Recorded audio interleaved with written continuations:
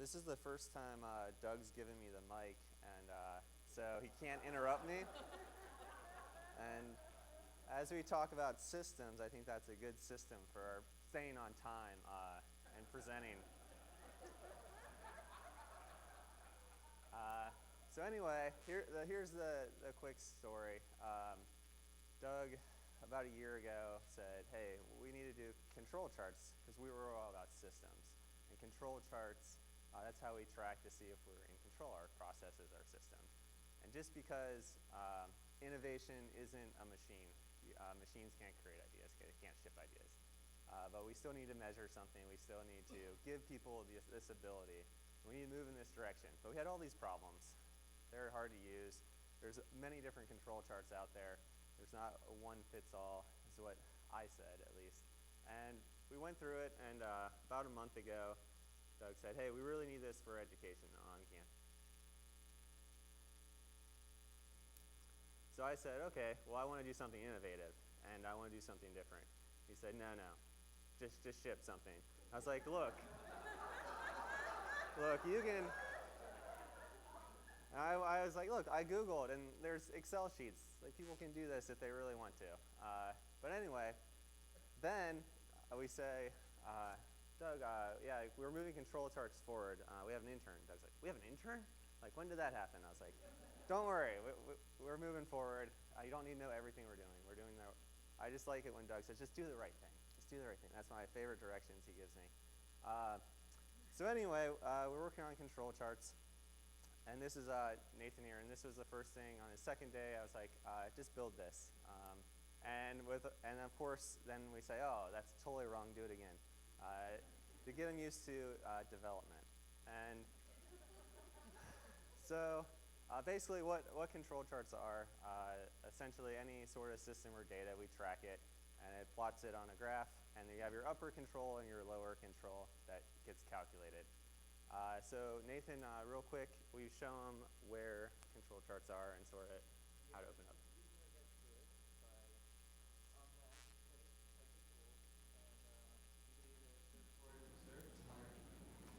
What's wrong with this mic? Is the little green light on? Nope, it says it's on. Mine died. Okay. Talk a little louder. Either that, or you can click. You can hit systems to sort it, and it should be at the bottom here. And from here, when you want to make a new one, you just click go to tool. But to save time, we pull them together. So it's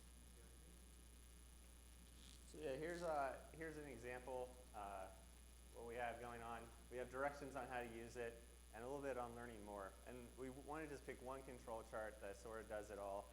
It works best with human systems where there's lots of variance. It's called individual moving range.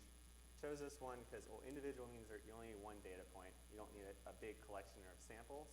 So this works really well when your data might be a number of projects, number of yellow cards from a create session, cycle times, things where you don't have a large sample because you only do so much for your innovation pipeline. So what I did was Doug said, choose whatever you want to make your control chart. And I like to run. So I decided to say, okay, well, I'm going to take my running data as my control chart example for the conference. So what this chart represents is how many miles I run in a week into this calendar year starting in 2015. That green line is the upper control limit. If I run more than that, I'll get hurt. The red line at the bottom is the lower control limit. If I run less than that, I'll get the dad bod. I'll get the beer gut going on. So I don't want that. And then the average line, and then the blue is actually how much miles I ran each week. So the first thing we do with control charts is we identify the weeks or the data points that were outside those control limits. So in this example, obviously you see this point right here under the red line. And what that is that's special cause. That was not due to my system for running. Something must have happened that week. So I think back, it's like, what happened back in February that could have caused me not to run very much? And I was like, oh, that's when my daughter was born. And I'm like, so thinking about running as a system, I say, okay, special cause, having babies, that's going to cause you not to run as much. So I'm pretty smart. I learned where babies came from, and now I know how to prevent that. So, if running's important to me, that's something I need to keep in mind to avoid those special cause variants. Next thing we do with control charts is we say, well, what's the common cause? The line's not consistent, it goes up and down.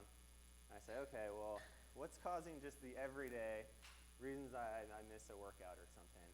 And I say, okay, well, when I come home from work, sometimes I get to go running and sometimes I don't. It's like, well, let's make a change to my system.